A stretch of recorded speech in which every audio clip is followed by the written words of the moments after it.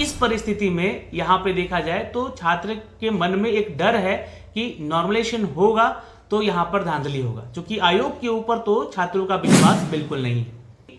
अब 5 लाख ही छात्र अगर फॉर्म भर रहे हैं तो इस परीक्षा को 2 या 3 शिफ्ट में कराने का कोई तुक ही नहीं बनता है। पहले या 2 दिन या 3 दिन का आपको डेट एक्सटेंड करके समय भी दिया जाएगा, तो आयोग भी कहीं ना कहीं आपको सपोर्ट कर रहा है। जय हिंद साथियों, स्वागत है आप सभी का एजुकेशन की एट 6 में। रुक करते हैं एक बार फिर से बिहार की तरफ। दोस्तों, बिहार में बीपीएससी ने अपने इतिहास का सबसे बड़ा बहाली निकाला 2031 पदों पे, जिसकी परीक्षा को लेकर अब थोड़ा विवाद हो ही रहा है। लेकिन परीक्षा से पहले फॉर्म भरने पे आते हैं। फॉर्म भरने के जो डेट दिए गए हैं वो 4 नवंबर लास्ट डेट है, यानी कि कल लास्ट डेट है आपको फॉर्म भरने को लेकर। लेकिन आज से ठीक 10 दिन पहले से ही सर्वर में कुछ ना कुछ टेक्निकल इश्यूज आ रहे थे, जिसको लेकर बीपीएससी को हम लोगों ने मेल किया, लेकिन कोई रिप्लाई आया नहीं अभी तक। यहाँ पर परेशानी क्या हो रही थी कि जो भी छात्र अपना मोबाइल नंबर डाल के रजिस्ट्रेशन कर रहे थे उस पे ओटीपी ही नहीं आ रहा था, और ना ही ईमेल आईडी पर कोई ओटीपी या कोई जो है रजिस्ट्रेशन नंबर भेजा जा रहा था। वो ओटीपी कब आ रहा था, तो वो ओटीपी मतलब 2-3 दिन के बाद आ रहा था। तब तक क्या हो रहा था यहाँ पर कि वो अपना जो उनका ओटीआर है वो कंप्लीट नहीं हो पा रहा था। तो इस चीज को लेकर जो है छात्र खासा नाराज थे, तो हम लोगों ने मेल भी किया इस चीज को लेकर बीपीएससी को। लेकिन आज आखिरी तिथि में अब आयोग का जो है डेट जो है पहुंच चुका है, यानी कि 3 नवंबर है, कल 4 नवंबर है। अब ये आखिरी तिथि तक मैंने आपको पहले भी कहा था कि इंतजार बिल्कुल नहीं करना है, आप लोगों को जितना जल्दी हो सके फॉर्म भर लेना है। तो फॉर्म भरने की प्रक्रिया में तो 10 दिन तो आप खुद आयोग ने ही डिस्टर्ब कर दिया, ना ही ओटीपी आ रहा है, ना ही ईमेल पे जो है आप लोगों के रजिस्ट्रेशन नंबर भेजे जा रहे हैं। तो छात्र फॉर्म भरे कहां से? तो अभी तक जो फॉर्म भरने की जो संख्या है ये माना जा रहा था कि करीब करीब 5-5.5 लाख फॉर्म आ जाएगा, लेकिन उतना नहीं आया। ठीक है, आया नहीं है। लेकिन अब चूंकि मान के चलिएगा अगर 5 लाख छात्र फॉर्म भर भी देते हैं, एक इन केस मानते हैं हम यहाँ पर कि आयोग अगर टेक्निकल इश्यूज को आज ठीक नहीं कर पाता है तो कल कुछ ना कुछ डेट एक्सटेंड कर देगा और सर्वर में जो समस्याएं आ रही हैं उसको ठीक करेगा यहाँ पे। तो यहाँ पे मैं आपको कहना चाहूंगा कि आप लोग का जो फॉर्म भरने का डेट है वो तो एक्सटेंड हो सकता है, हो ही जाएगा।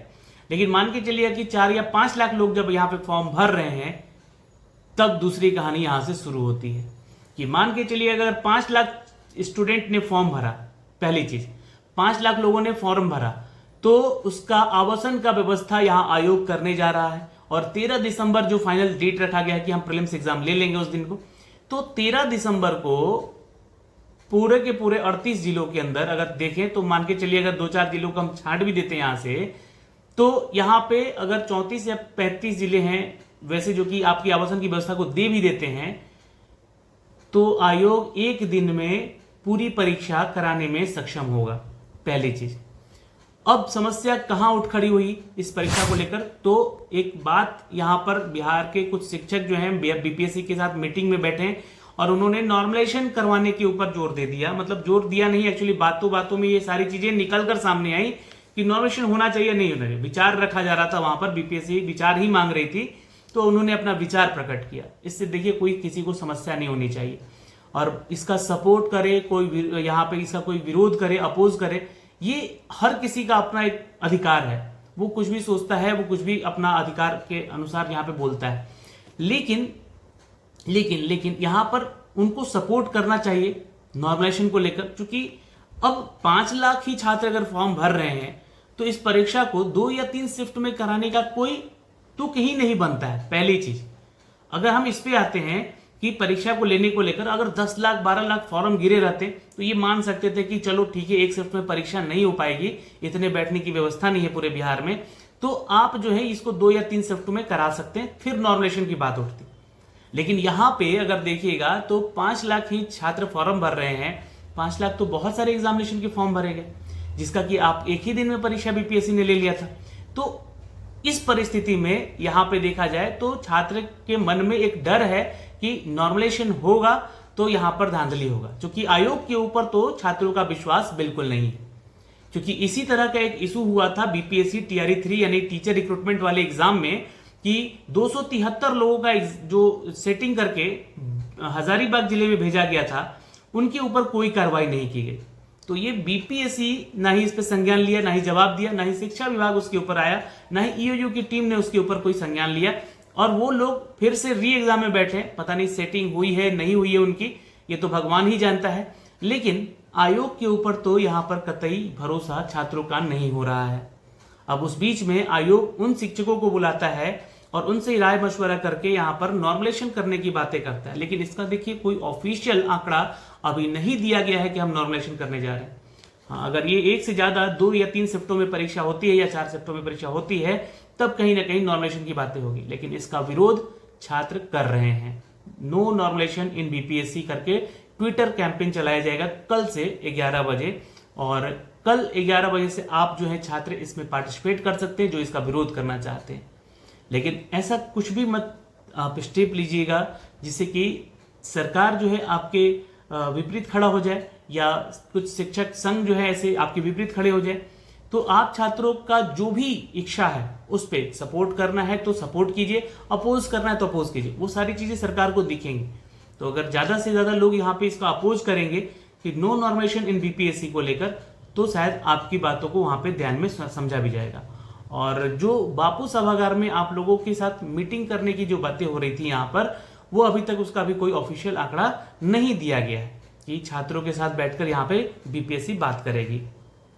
तो इस वीडियो के माध्यम से तो हम यही जानकारी आपको यहाँ पे देने आए हैं कि अगर बीपीएससी में नॉर्मलाइजेशन नहीं चाहते आप छात्र, तो आप सपोर्ट करें उन सभी छात्रों को जिन्होंने कल से एक ट्विटर कैंपेन रखा है। और ये देखिए ट्विटर कैंपेन का जो है असर पड़ता है कहीं ना कहीं जाकर, तो उसका मैंने ट्विटर लिंक दे दिया है अपने डिस्क्रिप्शन बॉक्स में, वहां से आप क्लिक करके, या आप कमेंट बॉक्स में देख सकते हैं, वहां से आप क्लिक करके आप हमारे ट्विटर पे जाके वहां रीट्वीट कर सकते हैं, या फिर आप उस ट्वीट को कॉपी करके अपने ट्विटर पे कॉपी पेस्ट करके उसको हर 1 घंटे के बाद पोस्ट भी करेंगे, तो ये चीजें ट्रेंड में आएंगी और फिर इसका सपोर्ट किया जा सकता है। तो चीजें सरकार तक पहुंचेंगी, उनके जहन में जाएगी, और यहाँ पर जो है इसके ऊपर विचार भी किया जा सकता है।